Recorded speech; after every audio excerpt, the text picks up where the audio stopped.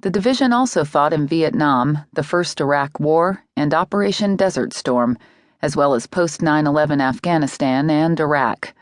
When the 101st was activated in 1942, Major General William C. Lee, its first commander, famously said that the 101st has no history, but it has a rendezvous with destiny. 7 decades later, the 101st is the premier air assault division in the world. My sister Lacey came to Alabama from Phoenix, Arizona, to help me pack my household items, and together we filled my gray Ford Mustang and began the 6-hour trip north to Clarksville, Tennessee, a small Army-based town just outside of Fort Campbell. I was glad to have my sister with me for the trip. She had recently applied to the same warrant officer flight program I had just completed and was waiting to hear back from the Army to see if she had been selected. I couldn't wait to leave Alabama. It represented being young and new and inexperienced. It had been a 1.5 years of non-stop training, getting yelled at, struggling, studying, getting knocked down, and getting back up. I was ready to get to Fort Campbell and settle down. I was tired of the constant rat race of training.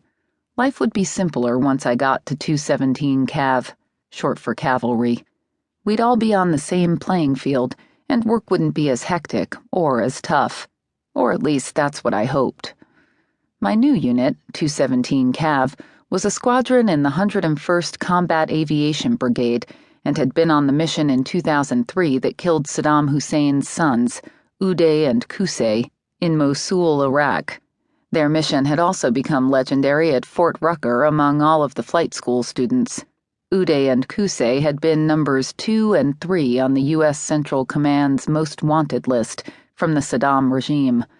During the operation, the ground commanders for the 2nd Brigade Combat Team, 101st Airborne Division, called in the OH-58 Delta Kiowa Warrior helicopters with their 50 cal machine guns and 2.75 rockets to engage the building in which the Husseins were hiding. The successful operation signaled the beginning of the huge influence that the Kiowa Warrior would have throughout the Iraq War. I was assigned to Alpha Troop, which I immediately dubbed as the best troop in 217 Cav. Alpha Troop was also known as the Annihilators. My hopes for normality went out the window, though. I was not like everyone else. I was a warrant officer junior grade. No one liked the Wojs. We were the new guys. We hadn't proven ourselves yet, which meant we weren't part of the team. We were viewed as annoyances, liabilities, similar to what is also known as an FNG, fucking new guy, and being the only female Woj in our troop meant I got even more scrutiny. Wojs got all of the good jobs, such as cleaning the office and bathroom, sweeping and mopping the floors, taking out the trash, and taking everyone's shit. It was like going back to basic training, Cav style. Oh, and I got to be the fridge bitch, too. That task, reserved for the newest Woj of the troop, was to always ensure that our refrigerator in the office was stocked with every Coke product known to man, and the freezer with every type of frozen pizza, White Castle hamburger, and ice cream bars. It really was the easiest job to have, but also the most demeaning. In the early days, when cavalry soldiers rode into battle on horseback, they wore Stetsons, cowboy hats, which became icons of the cavalry. Today, our horses are Kiowa helicopters. We still honor our roots with a tradition called breaking in your Stetson at hail and farewell banquets, which happen a couple of times a year. This is when officers and NCOs gather to welcome the newbies and say farewell to outgoing members of the troop who are moving to other units. My welcome, hail, and farewell occurred about a month after arriving at 217 Cav.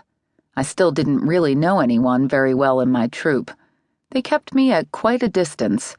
Partly it was because, until you went through the break-in rituals, you were basically an outcast. At the banquet, the commander of each troop got up and roasted each new person before moving on to the serious goodbyes for the people leaving. "And next we have W1 Amber Smith," my commander said at the podium. "Amber, where are you? Stand up."